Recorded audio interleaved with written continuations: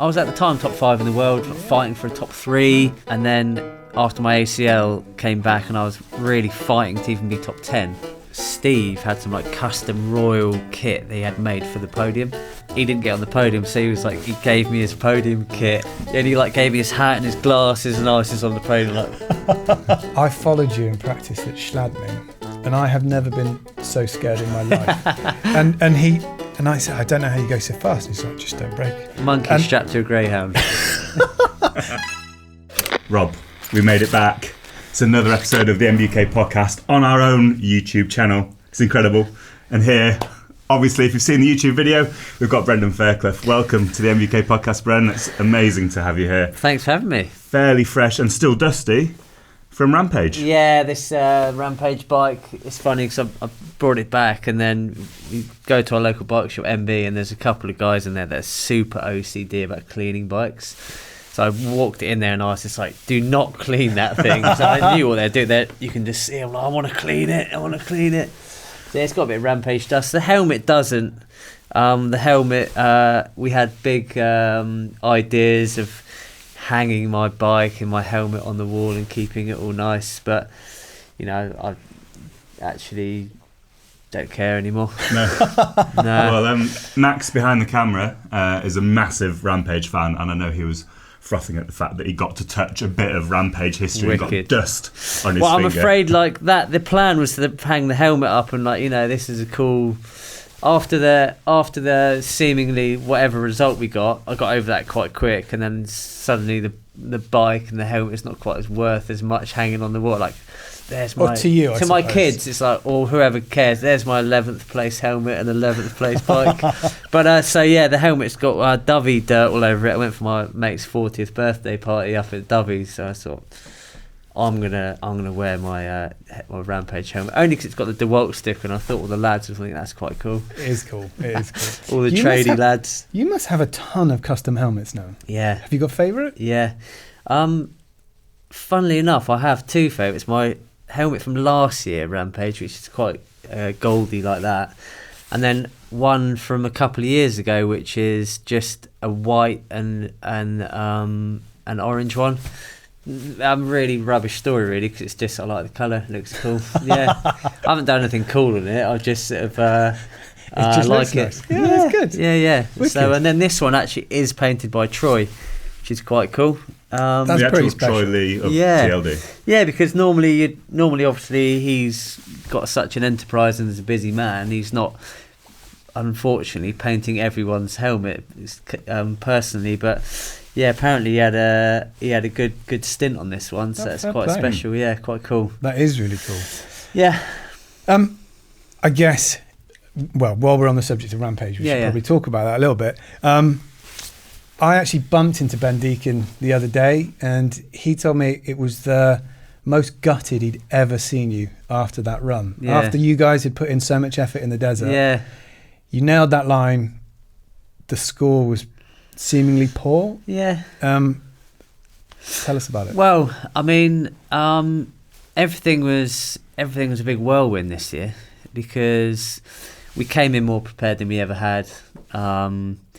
Lovely painted bike, lovely painted helmet. My kit was all looking fresh. We came into a line that we'd already done 4 weeks work on previously. And it's not just 4 weeks of work. It's like 4 weeks of like anxiety, sleepless nights, figuring out where you're going, what to do, like planning your days, literally blood, sweat and tears all go into from all three of us. There's a huge amount of emotion and time, and it's not just, like I said, the time that we've done digging. It's like beforehand, like going through Google Maps, looking at previous Rampages, trying to figure out where you go and this and the other. So obviously now that line, we've done 6 weeks of work on it between three of us. So there's a huge amount more than just a line sitting on the side of a hill. Yeah. It goes into it, and like and like flipping over the canyon and doing this and that and testing stuff is like hugely above my pay grade, I feel, when I'm there. It's like really? Well, yeah, like I'm a downhill racer, and then downhill racing was going really well, and then I snapped my ACL, and then that was a bit of a pain in the arse or pain in the knee, and then came back from that, and then I just sort of was quite aware that I love bikes so much that racing was cool, but I'm putting a lot of effort in to get. I was at the time top 5 in the world, fighting for a top 3, bloody blah, having a great time. And then after my ACL came back, and I was really fighting to even be top 10. And I was putting a lot of work in behind the scenes and coming back, even though people think that I don't put any work in behind the scenes. So he doesn't train this other, which I thought was quite funny. But still putting a lot of work in behind the scenes. It mattered a huge amount to me, and I was struggling to be top 10 or top 15 even. And then I saw some back in the day, some like sort of jump competitions or free ride or YouTube or this, and I was like, and I was hugely into filming, because that's why I was where we are today. It's watching earthed and sprung videos and that, and so I got into other stuff, and I was getting invited to different contests and doing filming and edits, and I was loving all that. And then that's how we eventually went to Rampage that first time. Because you've been 6 times, is that right? No, I've been, I think 8. Is it 8 times? Yeah, 8 or 9 times. Yeah. You've got 4th twice, is that right? Yeah, I've got I've had a snapped ACL. I've had 2 dislocated and smashed up thumbs. I think I've had a 10th, 2 8ths, 2 4ths, and an 11th. So yeah, but it's been a huge part of my career, really, looking back. Is that why you kind of keep going back then, even if, you know, is that the reason why you keep returning? Yeah, and like we have had some of the most amazing times, like when we're out there. Like my whole life doesn't have much routine. There's no routine. It's like MBUK podcast on Thursday, go do a new Troy Lee catalogue shoot on Wednesday, fly to somewhere cool and amazing to go launch a new bike, and the next day there's no routine. So what I really love about Rampage is that we go there, and for 10 days it's just wake up at 6 in the morning, have our coffee, talk about what we're going to go and do in the day, have our notepad of what we're ticking off that day, and you get 10 days of that every day. You leave at 6, you get back to the hotel at 9 at night, and then what this year would be doing is I'd be filming throughout the day of what we'd do, get back, upload everything I've done, edit till like 12, 1 in the morning.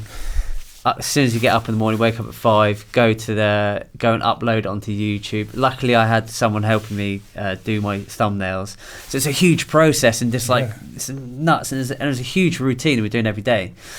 And I loved that. I loved that side of it. I loved I know it's like that 10 days of like routine was cool because we had a plan, we had a thing, and then it gets to the day where you have to ride, and I'm just like, oh no, this is upset our routine. I was banned from the pickaxe the last 2 days before riding, banned from the rock bar. See, it just rips your hands apart, rips everything apart. Yeah.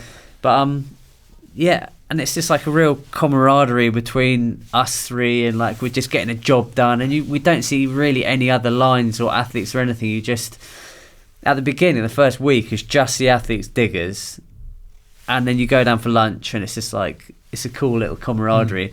And then suddenly like media start coming in, and you're almost like going, oh, I don't want the media to come in. Like, it was, piss off, guys, just leave us in the desert digging our lines and doing the stuff.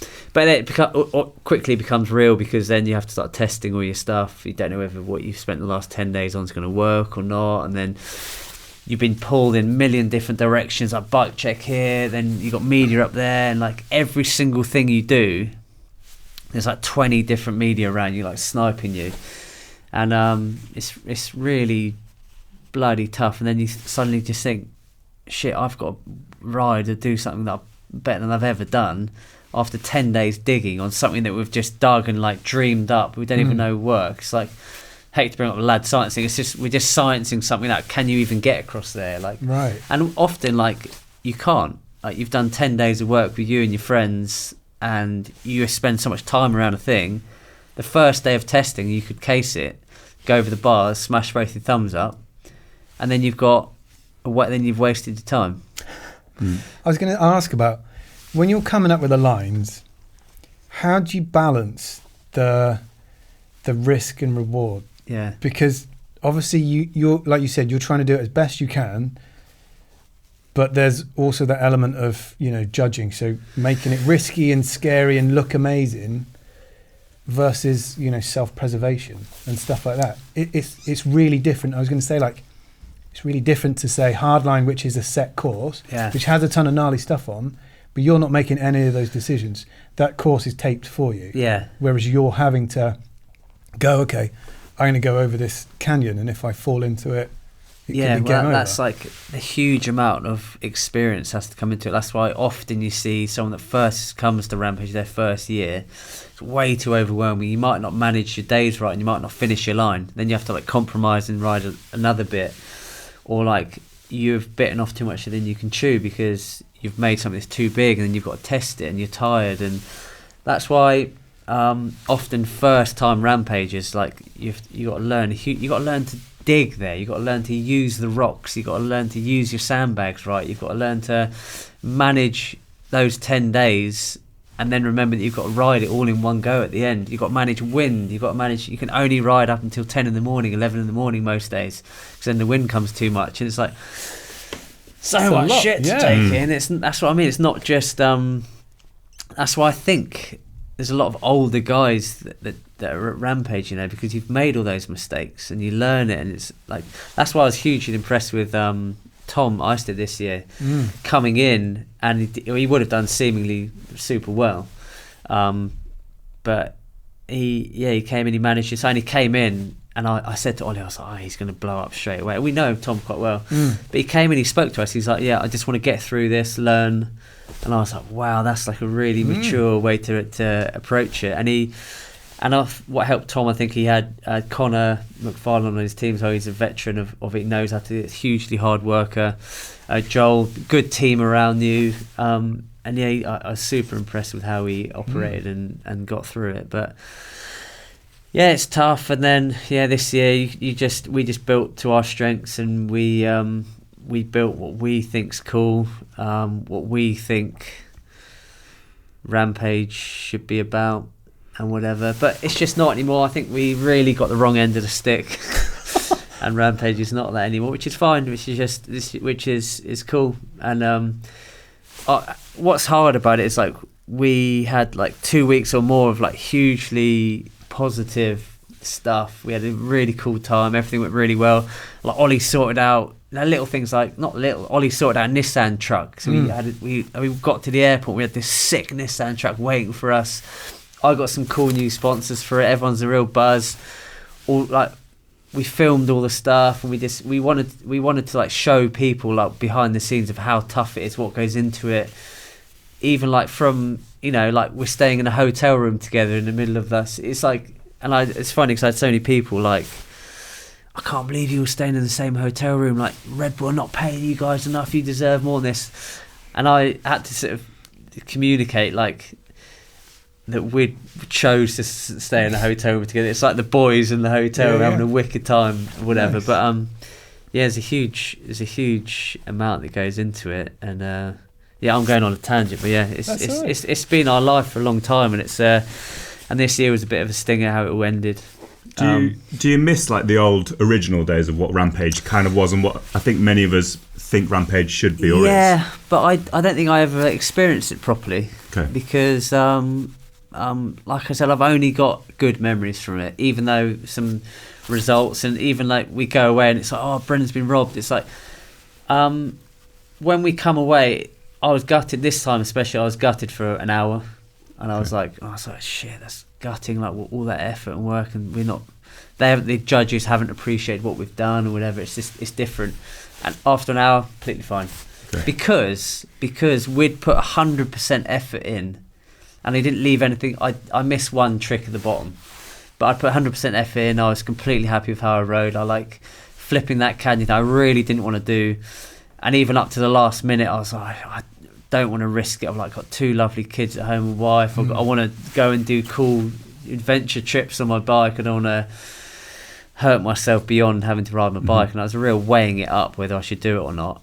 And then I did it, and I was stoked. And like even after when I landed, like my whole body just like my energy went from the 2 weeks. If you know there's an end to it, so there's an end day. And as soon as I landed that flip, I just went jelly, and then I had to ride down like Geordie's thing. And I was like, I knew I had this jump at the end that I wanted to do a flip trick on, flip combo, whatever.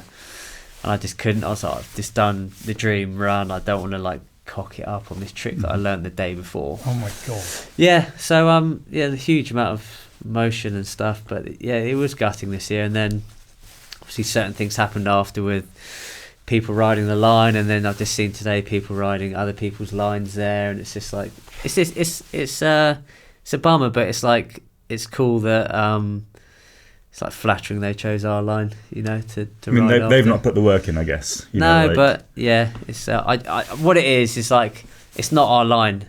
I'm just too emotionally attached to this line that we've like literally kicked stones out down for 6 weeks and like moved rocks and like tuned up. But yeah, no, I'm it's a whirlwind of emotions. It's cool though. Yeah. You said that, you know, you were bummed for an hour sort of thing and then you're over it. That seems quite, there's a bit of resilience there. There's quite a bit of mental strength. Is that something you found with the racing? You know, if you didn't have the result you wanted on a racetrack, is that something you always found easy to get over? Oh yes, every single time I got to the bottom, I was like, shit, that's not the result I wanted.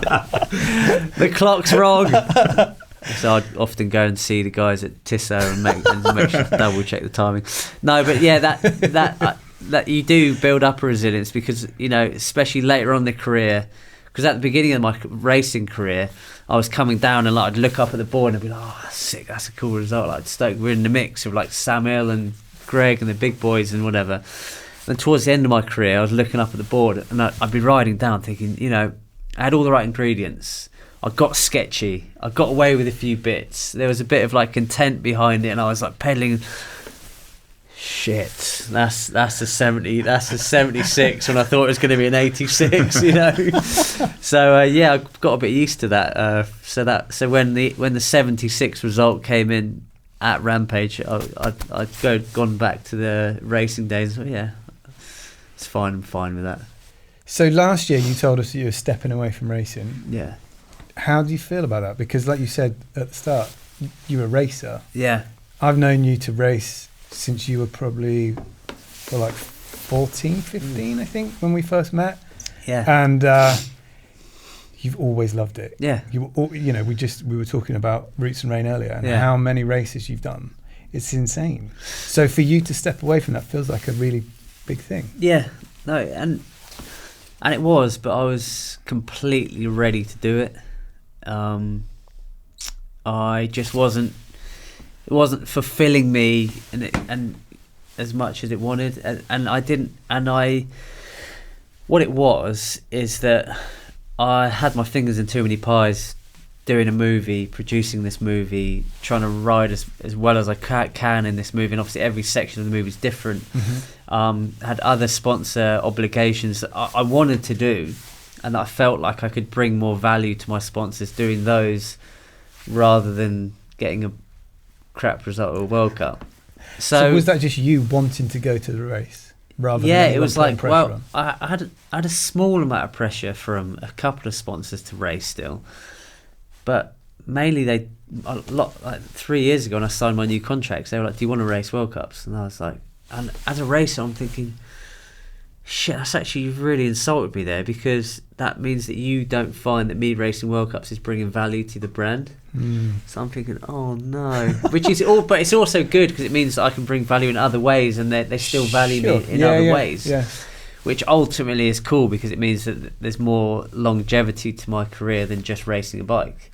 Which is what I've tried to build the last 10 years or whatever, to mean that when I stop riding, when I say that's my last World Cup, then the money dries up, everything dries up, and then I don't know what to do with myself. I'd sort of planned for that gradually, but when it did come, I was like, oh shit. So I kept racing for a few years, and then last year even Scott were like, do you want to do some more World Cups? We'd like you to still do a few, you know, we see value in you being at the races, even like helping the other guys on the team, and like, your wealth, I don't know if you call it wealth, of experience and whatever is valuable to everyone else, and the media you get when you do race, even if you get like 57th or 7th, well 57 would be quite good, like 100 is valuable to us, you know. So that was cool to know. But I had to then tell Scott and tell a few of the people that I don't want to do it, because me going to a race as I come out with a result that I didn't want is not helping me deep inside. I'm like, I still have that drive and spunk in me to like do it. And then I'd have what I felt like was a good result, a good ride, and it was a bit of a rubbish result. And I was coming away, and even knowing that I hadn't done all the training camps, I hadn't been in the gym 5 days a week, I hadn't done not FPV tests, that's a race train. FTP. FTP. I hadn't done all that. Hadn't it? I hadn't done all that huge amount of work that you have to do behind the scenes before you get to a World Cup. And I get there after sitting in a digger for 3 weeks, like building a line that we're going to get film on in 2 months, or like learning to do a backflip again, because I knew that the next shoot we had, I had to ride with like Thomas Shannon or whatever, and I'm like, shit, if I don't like up my game and at least do like a cool backflip with riding with Thomas Shannon in this Deathgrip section, I'm like an idiot in my own movie. And then the next week I'm like, oh, we're going to South. We had one of the sections with Amri. I'm like, next week I'm like, shit, I've got to better get faster downhill again, because I want to be able to keep up with Amri on the. So it's like a huge amount of like stuff going on all the time. So you're the best all rounder. That's what I'm hearing. Well, like jack of all trades, master of none is definitely like perfect for me, because like pretty good at World Cups, never won one. Pretty good at Rampage, never got a podium. So yeah, but I don't really care. It's like it keeps me driven, super driven to just keep moving.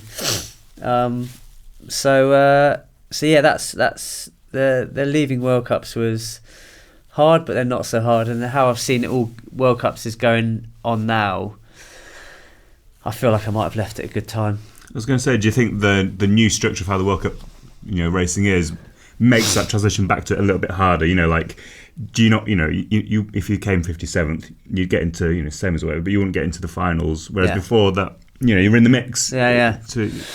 Yeah, and I just see how dedicated how dedicated it is, and I could see like even there's like 10 guys that could win, and you could have a good one, and then you're on you could have a good run, then you're in first. Equally, you could have a good run, but the thing is that the top 5 is like sometimes within a second, right? So, and even how tuned in we are over a 3-minute run. Say we're in testing, say we're doing Fox testing or like chassis or like Scott testing, whatever. You can do 5 runs on a 2-minute track, and like I can tell you, I reckon that was a 2:05, but it might be 2:07. But you were within 2 seconds, and the engineer's like, shit, you knew what time you were, like a 5 or 2 seconds. Like I felt that, but then when you're like, that's a bit of like I could say I could be within 3 seconds or whatever, but 3 seconds. Now you could be in 20th, or you could have won it. So you could have that same winning feeling, but you're in 20th, or even worse, you're in 6th or 7th. So walking away from a weekend and you're getting champagne sprayed, all your team are like, the bike's hung up in the front of the pits. You got all people outside. Like you go out for a big team dinner, and the boss is like, let's have a steak tonight. We'll treat all the boys to a steak because you've won the race. I mean, I've never felt that feeling. That's what it looks like. It looks cool. Or you could be 7th or 6th. Yeah. And you're not on the podium. Everyone, including you, your team, everyone's done exactly the same amount of work. It's just that you were 0.8 back. And then packing the truck up becomes such a mission. Like packing your bike away into your locker, or packing your bike away into your bag to fly home is such a mission. Like you're cleaning your helmet after, you're cleaning the champagne off it. You're like, this is sick. You could be 0.8 back and you're in 7th, and you haven't done a good job. All your team are walking slow, and then you don't go out for a steak that night. You go out you have to find your own dinner. So like it's such a difference between like, and I don't want that anymore. Like I don't want to like have a good run and then be 0.8 back. and then be like, oh, gutted. It's nearly 20 years of racing, Yeah, World Cups. Yeah. Because when was your first World Cup? Do you remember? Oh, it'd be two. I was at college doing maths and engineering first year, and I had to I think Vigo was my first. No, Willingen was my first race. So that was 2005? No, 6. Oh, maybe 5. It would have been 5 because you were on Orange. Because I don't know if you remember, but you came. We were in Morzine, and you came and stopped with us because. Yeah, I do. Pretty sure you ran out of money. I'd say so. Yeah. And you were going around. So. You were going around and just trying to win races, fill the wallet back up. Yeah, exactly. Yeah, that was 06 that year. No, that was 05. 05. That was because you were on Orange. Yeah, but then 06 was the year when Orange paid me. Right. Yeah, that was the first year I got paid. So they paid me 25 grand for when I was 17 or whatever, and gave me a van, and they were just go do your thing, because that's the year that Steve left Orange and moved to Santa Cruz. Yeah. So Orange were like, shit, we don't have a rider, let's get that guy. That sounds not that bad. 25k in a van at 17, right? Oh mate, honestly, it was like I'd won the lottery, and it's still a huge amount of money, but you got to remember that I had to pay for everything. It wasn't like that and expenses. You had to pay for your mechanic as well. Yeah, I had to pay for my mechanic. I had to pay for all travel. I had to pay for pit space at World Cups. I had to pay for all food. It's a huge amount of money for a 17-year-old. I also cocked it up by chucking 5 of my mates in the van and then saying, mate, I'm rich, I'll pay for everything, leave your wallets home, let's go to Europe for 4 months. So I was the only one with a driving licence, so I had 5 mates in the back, all with bikes, and we all just had the best time ever. But that's when I was going around to races, and at the time could pretty much have had a good run, be on the podium, so I could win a bit of dosh. So that was a cool year. But yeah, it's racing's carved my whole and to leave it was a big deal. But yeah. Well, you said about not winning, but you've been really close. Because I remember, so I was in Peeler. No cigar. I was in Peeler when you got third, and that was when you were a junior. Yeah. So that was when there wasn't a junior category, and everyone was just in together. And I know the weather sort of played a part in it, but it was still pretty epic. That was mad, and that track was nuts. Well, I will actually defend myself for once. The weather played a part in the quali, but not in the final. Because it was fine in the final. I was 73rd because I crashed in the quali, but then they couldn't beat my time, and I sat in a hot seat for 2 hours, just oh shit, and then I eventually got third, which was sick. But it was amazing because it was only, I can't remember who got second, but I know Hill won it, didn't he? Yeah, and I remember Steve had some custom royal kit they had made for the podium, because he was obviously expected to get on the podium, as he did most weeks. Yeah. And he didn't get on the podium, so he was he gave me his podium kit. So it was all baggy and massive big. And he gave me his hat and his glasses, and I was just on the podium standing next to Greg and Sam. Yeah. But it was amazing. I remember I followed you in practice at Schladming, and I have never been so scared in my life. and I said, I don't know how you go so fast. And he's like, just don't break. Monkey strapped to a greyhound, holding on for dear life. Was it 08 where you qualified quite high? I think maybe first. Yeah, no, I don't think I ever qualified first, but that was at Schladming, and I'd heard a rumour that Hill was scared following you.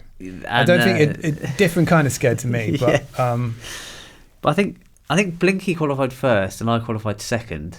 Yeah, and Sam qualified third. What a lineup! And then Sam was in the hot seat, and then I was up on his split, the last split, and then I decided to go over the handlebars on that last thing, and then I got 15th, I think, and then Sam Blinky won. Yes. And then but another real cool memory from racing is when I first signed for Specialised with Sam. Because that would have been the Iron Horse years, and we were Specialised. Oh, I don't know when it is. I'm bad with dates, but we were Maribor, and it's the first race of the year on Specialised. So obviously Specialised was, Sam qualified first, I qualified second, and we were just at the top, on our turbo trains. Everyone had left, and it was just me, Sam, and JC, who was our mechanic at the time. JC was spanning for both of us. And I was just looking over at Sam, just thinking, "Oh my god!" We were both like laughing at each other, like, "This is mental." Even him, like he was, you know, he's obviously, in my eyes, one of the most successful. And he changed the game more than anyone sitting next to Sam, but he was still just like an idiot like me, and just like. And I remember at the time, like our team manager Sean, we used to do our practice, and me and Sam would have a little nap, and then Sean would make us our lunch, and we'd have our lunch, and then we'd go out for a run. And for some reason, Sean, sorry mate, forgot to make us our lunch. So we woke up, we were like, lunch? Oh no, so we were like, oh no. So we went to the restaurant quickly before the run, and I had spaghetti bolognese. So I was just like not wanting to eat before the run, so obviously shit scared, chowing the spaghetti bolognese down. Went up on the lift, got to the top on the turbo tray, did a warm up, and halfway down my run, I like puked up some of my spaghetti bolognese. I was like, sod it, I spat it out. But yeah, the real good days, and then obviously Did you keep the helmet? Probably. I'm really bad at looking after stuff, so it might just be with mould in there. But then I got third, and I had a really good run. I got third, and then Sam, I remember, was smoking us all the splits, and then you probably remember he rode straight on that fire road. You go through the rock section, there's a fire road, and turn off the fire road, and he's had a brain fart and just rode straight into the woods. And then he got down, got his bike out, got back on it, rode down. I think he got fifth. He's unbelievable man. Yeah, it's insane. That was cool. That was a cool time, and that was a good one. Then I had a couple of good ones at Chomprey, where I got podium, third. Yeah, I got third twice there. Champs, didn't you, as well? Yeah. So that was all good. That was a year where Greg and G were on fire, and I couldn't really get near them. So I was like, it was between me, Gwynny, and Blinky. We were like all fighting for number 3. Okay. So I was looking at a third overall, pretty much good, and then I hit my head in Val de Sol, missed a round, and I was fighting, and then went 6th overall, I think. But yeah, that was a cool time. Yeah. Because I think you play it down a bit, but you've had some amazing results, yeah, and you've been right up there for a long, long time. Yeah. You mentioned one of your teammates, but you've obviously, you know, after I guess was it your time on Orange? Did you go to Honda after that? Yeah, had Honda, yeah. That must have been pretty special. Yeah, I mean, hugely special. I mean, the pay cut was real. Really?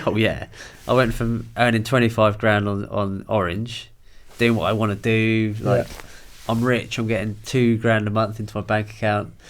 Obviously, running out half of them every month. But going from there to a Honda deal, because obviously I was the third rider in Honda.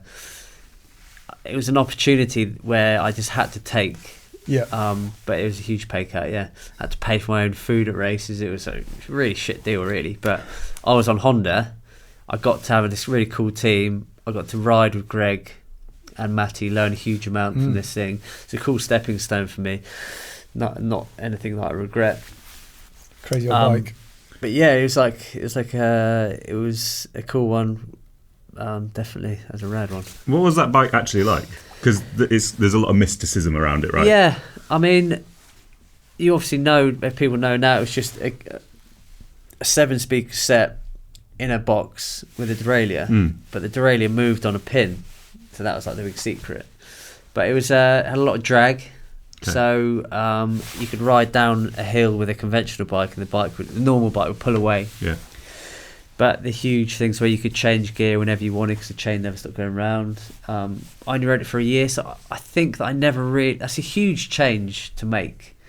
Like, to be able to capitalise on that thing in which you've been riding bikes for 10 years at the time, suddenly be able to change gear. You're told your whole life, do not change gear when you're not pedaling, or like when you change gear, like do it in a nice motion so it's not cranking down the gears or snapping your chain. So that's something I don't think I utilised to its potential. But Greg obviously did. He obviously won a championship on it. It was a cool. It was interesting to see like how hard like Showa and companies like came into the game. I distinctly remember this massive Pelican box. I wasn't allowed a tie spring at the time because I was the crap guy.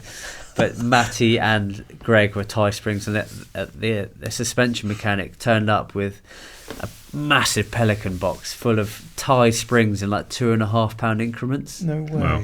Dude, and at the time, do you remember how big a tie spring was at the time? Yeah. Like, it's a huge thing to have a tie spring. It's hugely expensive.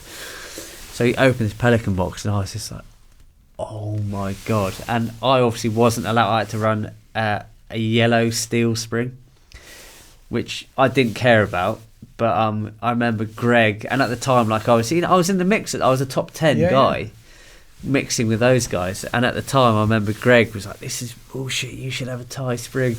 So he'd go over and just like dip his hand in this box of tie springs. He'd be like, "There you go, Brendan." Obviously the suspension, because no, you can't do that. You can't do that. And Greg said, "Go on, give him a tie spring." Just like mixing up all this box of 2.5 pound increments, like in this perfect box. But and it was the bike. I think it had like 170, 180 mil travel up front, so it's quite a lot less than what was other people had. But it's cool. It was a cool opportunity.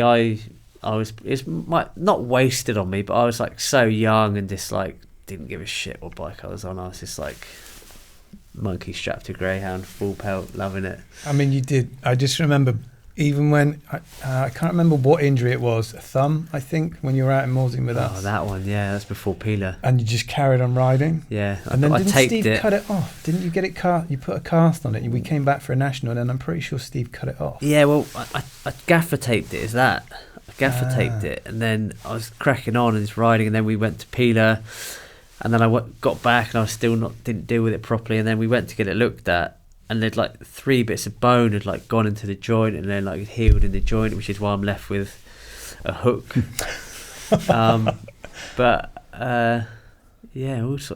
funny how you remember that. Yeah, I just stand were you riding with us? Yeah, we were. Yeah, we did loads of plenty runs. Yeah, but that was actually on a run coming down from Avoria, down. You know, instead of going down the road from there down to Morsey, and there was a track. There's a track, isn't there? Yeah, we rode down that, and I just caught a pedal on a stump and went over. And I was just like, oh no, we've got Peeler next week, and my thumb's facing the wrong way. But you never stopped. I just always remember how much we came down to see you at your house, and it's like non-stop, like an excitable kid just out, like whatever bike it is. Go ride jumps, do whatever. Bikes are too good, aren't they? I guess it hasn't really changed. Nah, that's the problem. Is I love bikes too much, and I love riding any, whether it's an e-bike or even road bike. When you're fit, road bike's fun. I think but if you're not fit, road bikes are crap. But if you're fit, road bikes are fun. E-bikes are fun. Normal bikes are fun. Yeah, it's cool. It's just bikes. Yeah. You've been with Scott since 2011. Yeah. So obviously things are going pretty well with them. I think 12. I think. It's 2012. That was my first Rampage year. I think. Yeah. But no, super well. That was a tough move at the time because Scott weren't hugely into down as much as they are now, or any of that world. You know, I think they'll admit that as well, that they sort of came to me, you know, saying like, you know, we're not uncool, but can you sort of come in and, you know, help us out a bit with all that sort of stuff. And it was a huge move because I was moving from Specialized at the time, which was like cool bikes, cool everything, cool team, and then made a big jump to there because I sort of wanted to move away and be my own man and sort of do my own thing, and you know what, like just have loved growing with that brand. And like now, like every single bike they have is just sick. It's like their Nino's Spark is sick. Like I've got a 150 bike, their 170's got a new e-bike. I'm obviously biased, but I think this is the sickest all-round downhill bike you can buy. Like I literally race World Cups on it. I've had success at World Cups on it. It's had success at World Cups on it, podiums or whatever. I haven't, but the team have. And then I just change the suspension setting, and then I'll just go ride Rampage on it. Like, there's not many bikes that are that versatile and sick, and it's so light. And I'm just a huge fan of those guys. And yeah, it's been cool growing with them. Mm-hmm. It's been rad. But yeah, I think 12 years now. Yeah. Do you get involved in the development process of new bikes with them much, or you stay away from that? I kind of like to a bit more, but I sort of I think they I get the drawing too far down the line where it's not negotiable to change stuff, which is probably good, because I'd like think about it too much. Like, oh yeah, maybe I want to change this and that.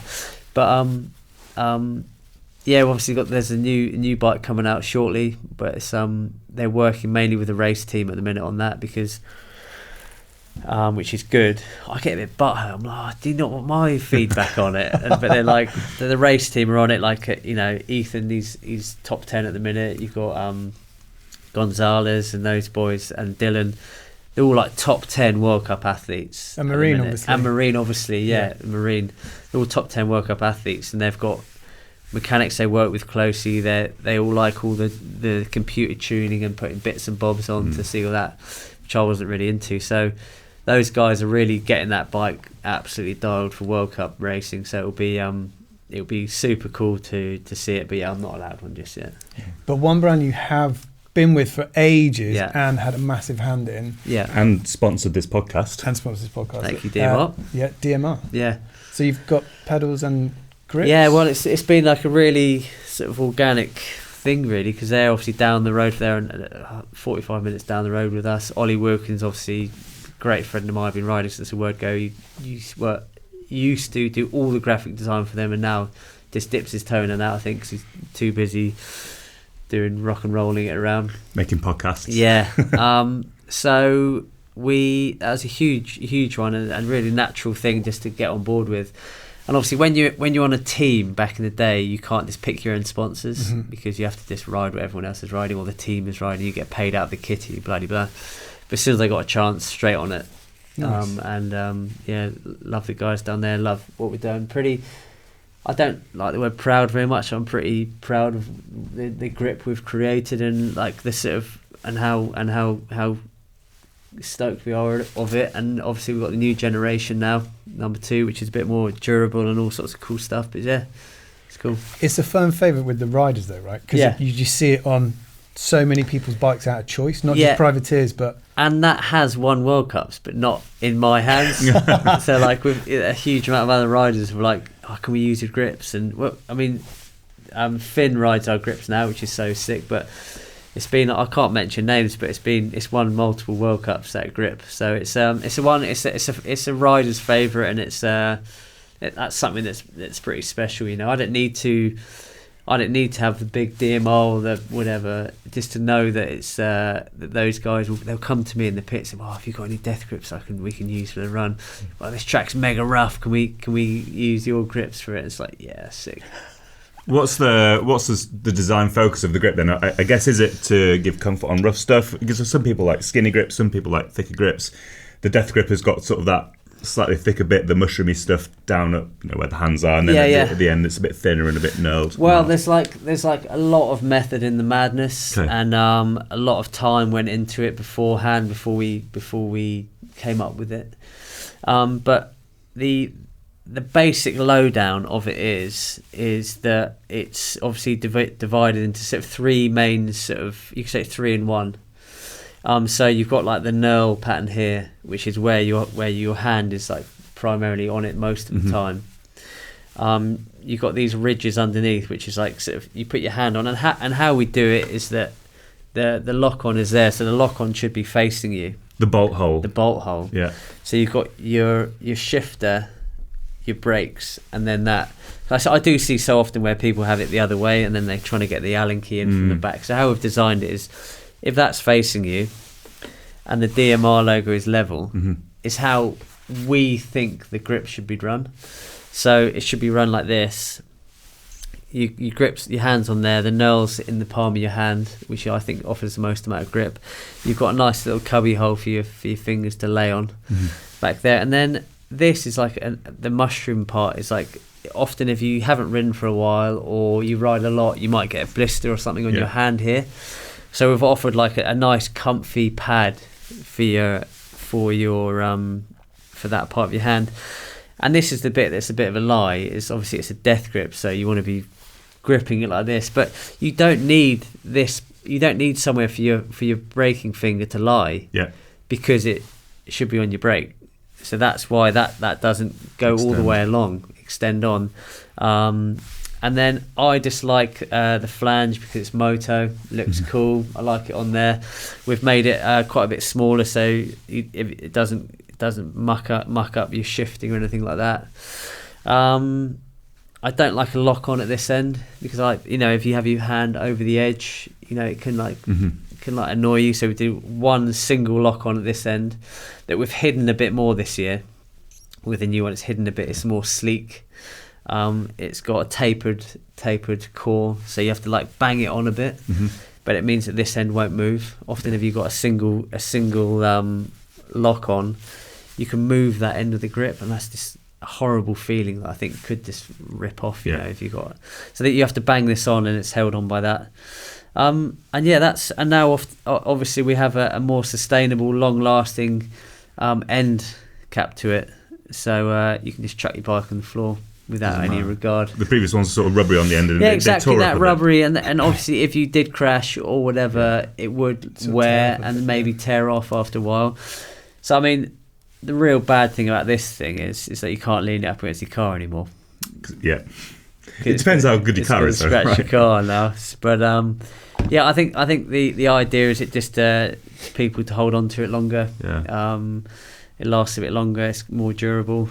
The end, obviously, when you chuck your bike on the floor all the time, the end does start to peel off, and then it degrade further along, like in any grip. Hopefully now you can just chuck it on the floor and that will last longer. Yeah. We have got a load of the prototype stuff here. It's quite interesting, like the 3D printed bits, like the core in there as well. Like this one looks like a grip, but it's actually hard. But I mean, when me and Ollie first did it, and it's me and Ollie's baby really, we cut a grip. We had a cardboard tube, cut a grip, slid it on, then we cut another grip, slid that bit on, then we decided that bit we've lost the thing now, but it's really cool. We just cut separate grips up and put them on, and basically our favourite parts of every one. Then we've obviously had loads of different prototyping and testing, and then we obviously offer loads of colours, and we offer 2 different sizes. And there's a flangeless one as well. There's a flangeless one. The yellow one there. The flangeless one, and different compounds. So we've tried to sort of. Oh no, I'm gonna pinball them all over. But no, it's something that I'm pretty stoked on. I'm really happy about this next gen. It's got a few little cool changes to it. How much time do you sort of put into the development of the grips, for example? Like the original Death Grip has been around for a while. Yeah. So that must have taken some time to develop. But huge amount. The latest one, a little bit less time or just as much time? Definitely less time, because we're not starting from scratch. We're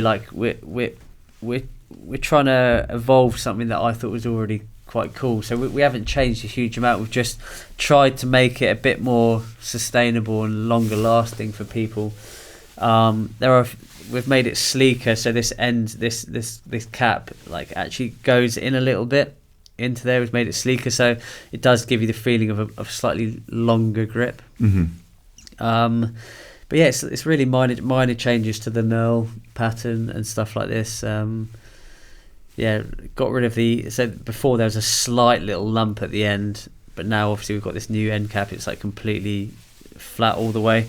So it definitely was. I'm not going to lie to you and say it took us months of going back and forth, getting prototypes and CAD drawings and this and the other, which the other one did, like huge amount of of slight changes. But the changes we had, I'm excited about, and I've been riding this one. Well, it's been on my bike for Rampage, so I'm stoked on it. And you got signature pedals as well. Yeah, well, basically it's a contact points. Right. So it's a really awful marketing idea, because in every picture your hands are covering your grips and your feet are covering your pedals. So it's like, never do a custom grip or custom pedal, because you can't get any cool pictures of it. Yeah.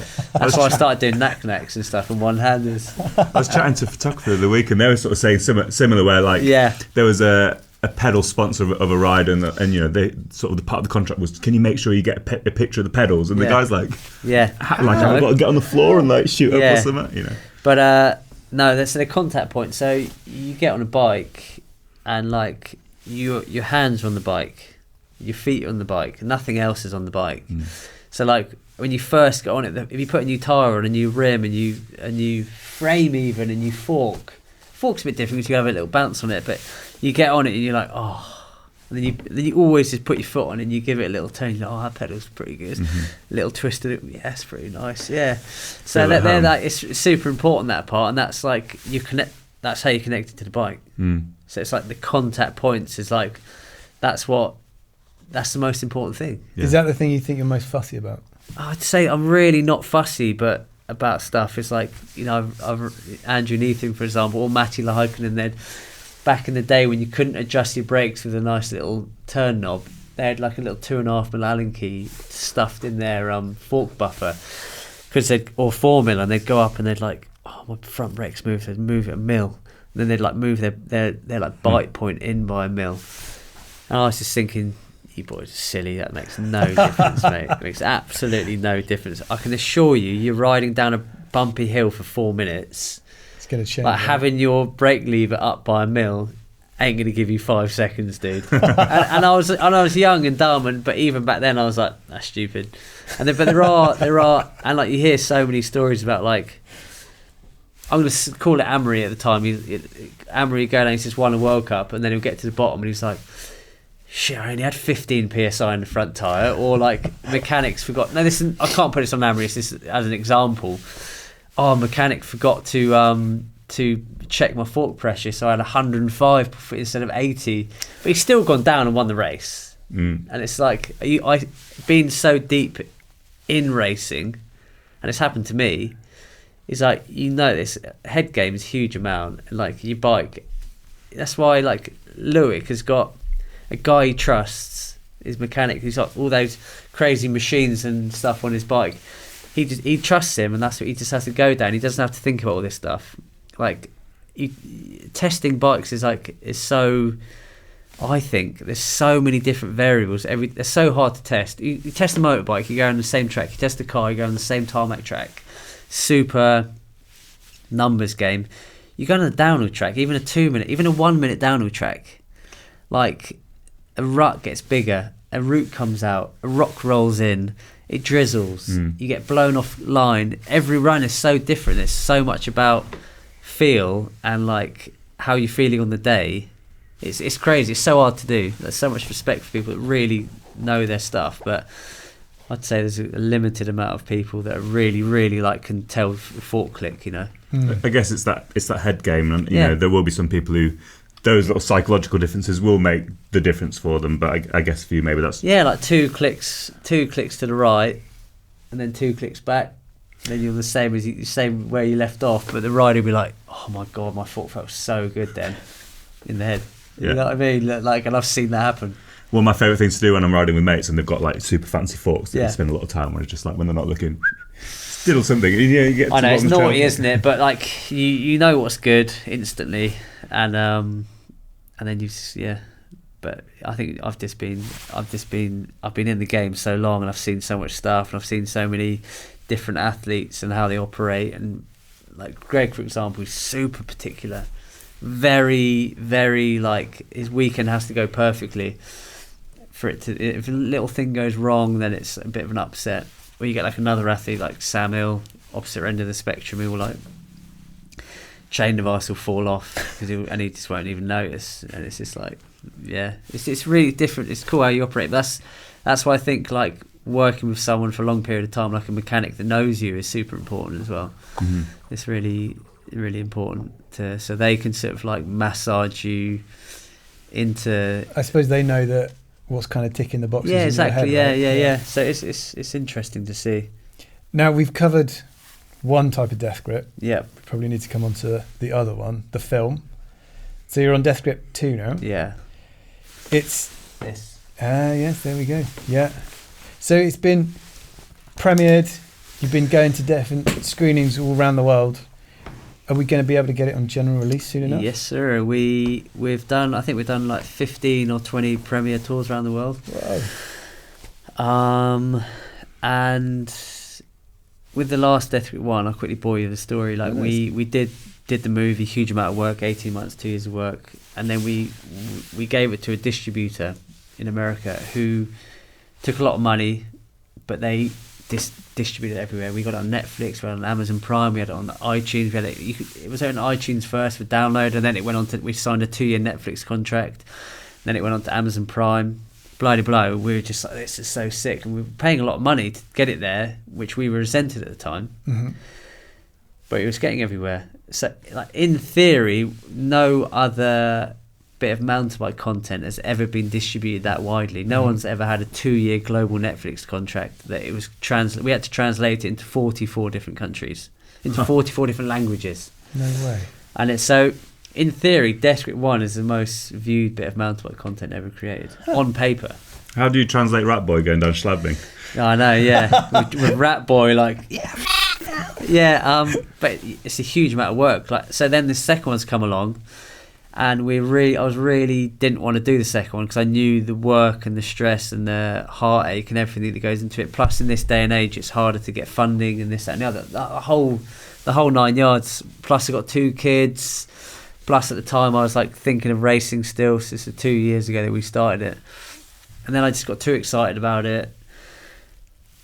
Hit it with the ground running. And it took longer than we thought. Huge amount of heartache and effort, but what we've got out at the end is something that's pretty sick. How do you even go about, you just said how successful the first one is. Yeah. And how, everyone loved it. Everyone that watched it absolutely loved it. How do you even go about doing a second one? Because it's like, I suppose from your point of view, you're just trying to make it better, right? But it was already really good. Yeah. And the biggest one for me was like, am I ready? I was 35. I'm 36 now. I was 35 or 34. And I was like, I've got to ride with the best athletes in the entire world, and that's part of the thing for me is I want to ride in the best locations, with, in my eyes, the best athletes for that location. Mm-hmm. And then I'm tagging along behind, like trying to keep up, like trying to look cool behind. So for me, it was like, am I ready to push myself to not look like an idiot in this? And it was a huge I managed to hold on by the skin of my teeth. Well, you can decide yourself, but it was a huge. He's playing it down. I've watched it.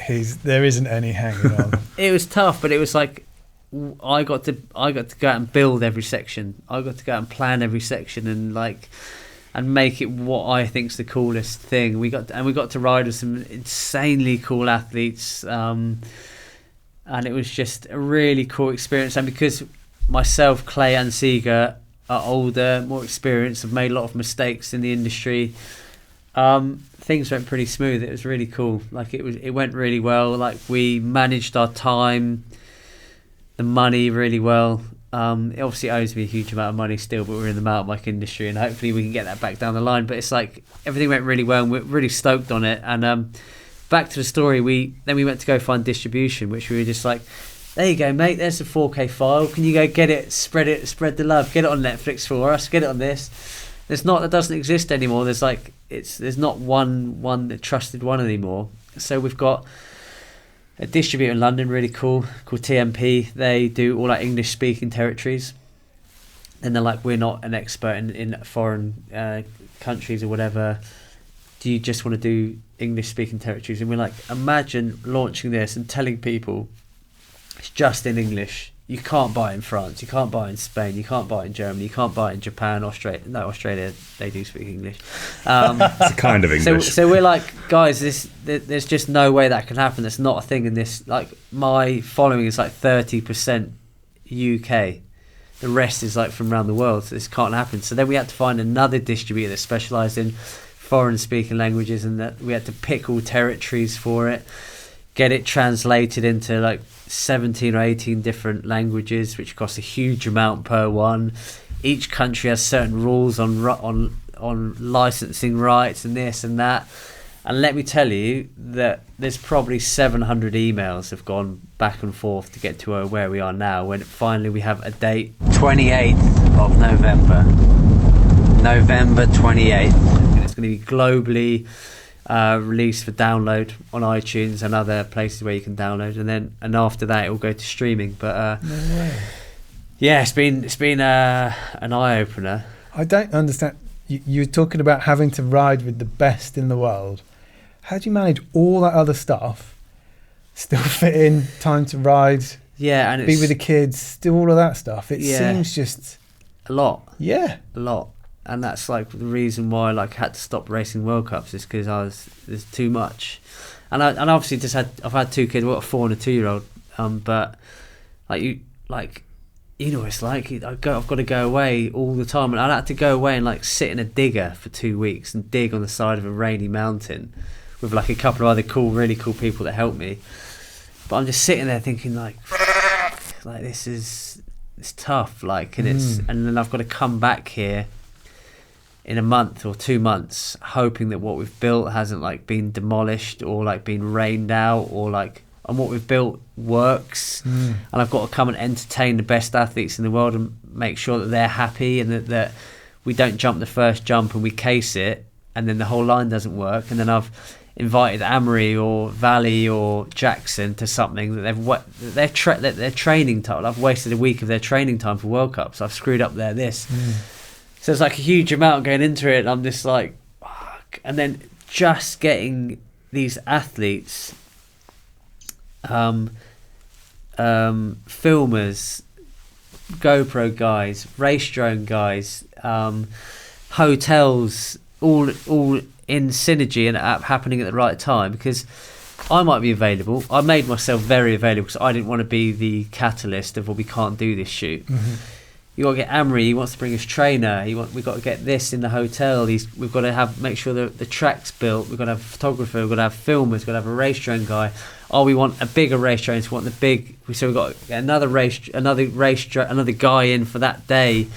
In the middle of the season, it's a lot. We've got to make sure the hotel, the food, and everything. It's that for one, and we've done 8.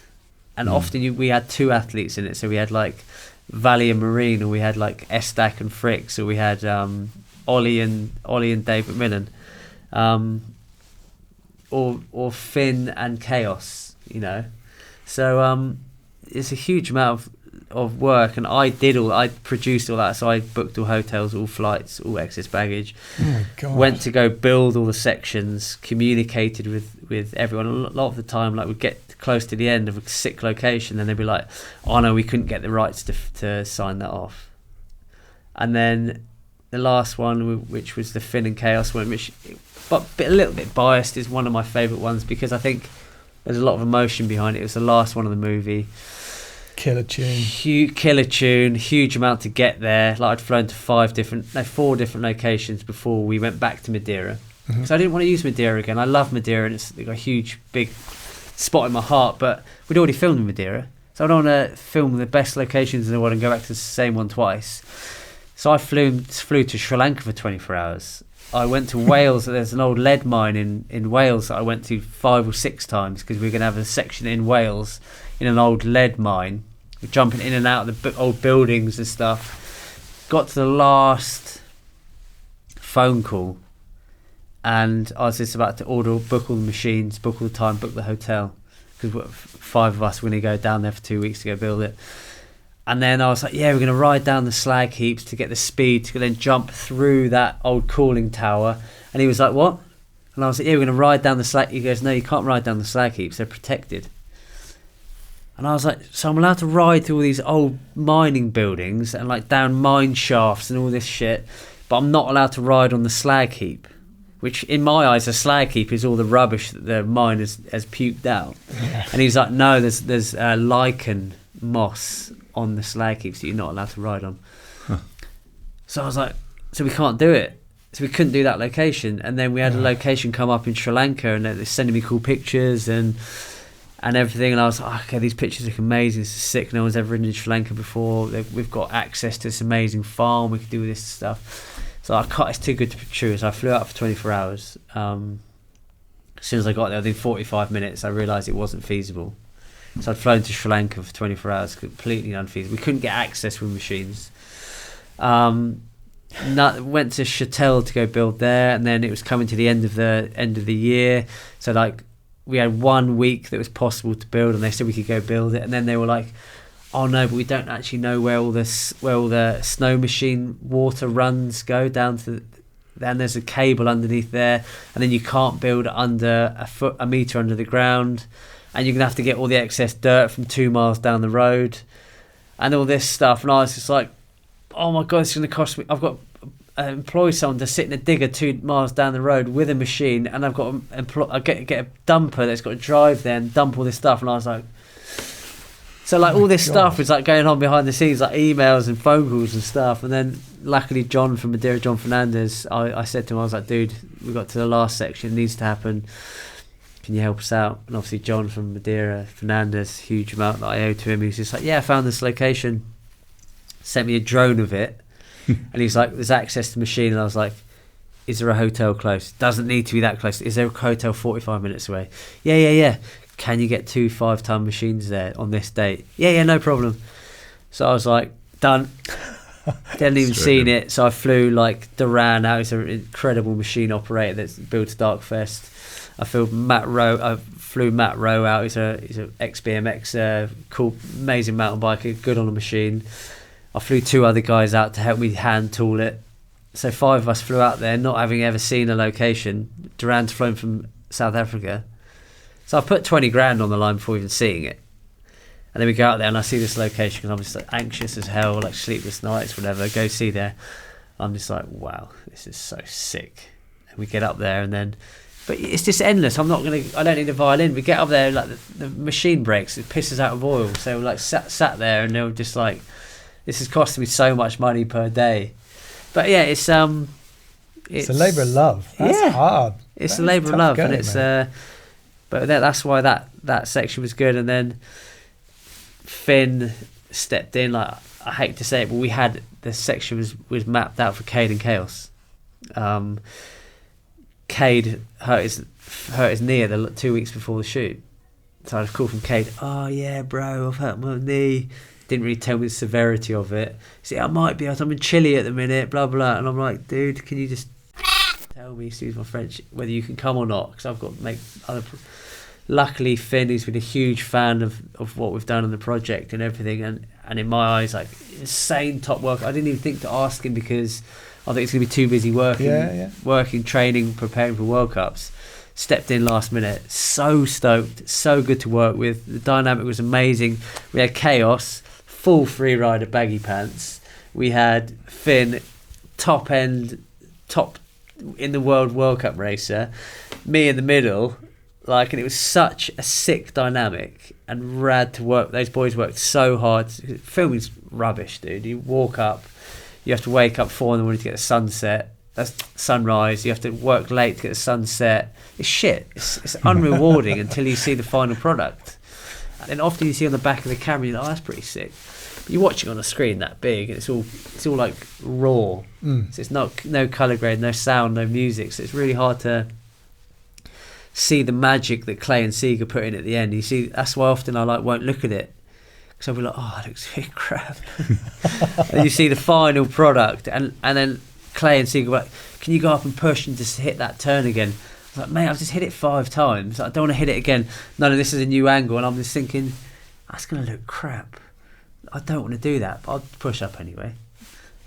Come to the edit, it's one of the sickest shots. Because obviously they are the best at what they do, which is what we're so fortunate to do. They're the best at what they do. The best action sports filmmakers in the world. We've got Andy Lawrence, best FPV pilot, So we've got the best crew, and we've got Finn, we've got Chaos, and then it's just like we've got this amazing crew. It's like, of course it's going to be sick, and it was rad. And the whole way through the whole movie, like, everyone just performed super well, really worked so hard, and it's a cool thing. I think we got, really cool. And out on the 22nd.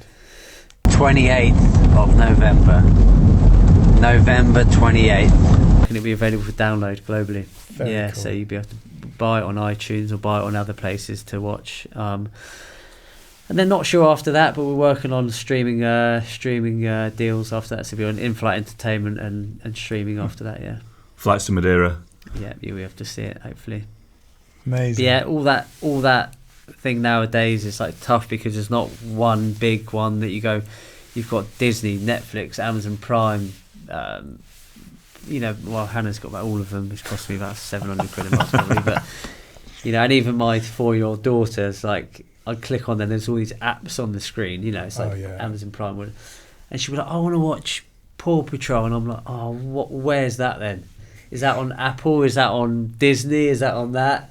And even she's like, it's on that one. And I'm like, oh no, you know the TV better than I do, and just for but get used to it, mate. Yeah, I know, but that's what I'm sort of saying. There's not a screen with one thing to click on. You've got an option that, as a filmmaker, or like if you make cool content, where do you put it? Like, I mean, if you wanted all the views, or if you wanted it, I'd probably just like pay Fabio Whitman, put it on his YouTube channel, you know. That's where you're going to probably get the most views, and everyone just go, I'd go there. But there's not that. You're not guaranteed anything anymore. It's like there's so many different platforms who want different things. So we've just done what we think's cool, what we think's rad. Actually, I did that Rampage and got 11th, so that hasn't worked out for you very well. But we've done what we're passionate about, what got me into the sport, and why I'm here today, and what I want people to see, and yeah, that's what we've done, and I'm pretty stoked on it. It feels like today we've sort of covered two main things that have just happened. You know, we talked about Rampage and we talked about Deathgrip 2. Like, I'm not asking you to sort of reveal secrets, but is there a plan for moving forward, or are you just taking a bit of time, or what do you want to be doing going forward? I get asked that all the time by non-bikers, like dads at the school. You know, oh, you're a biker, you BMXer, you know, you ride. What are you going to do next? Like, surely you can't earn money out of that. What are you going to do next? And I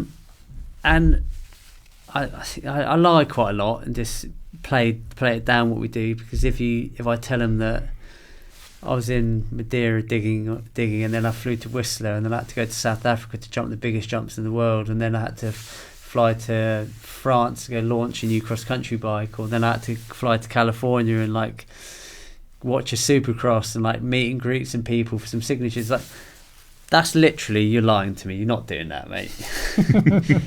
You're a dad from school. You're not going all there. You ride a bike down a hill. So it's like, but really fortunate that I think like the love of the sport and love of bikes is just going to keep carrying me on.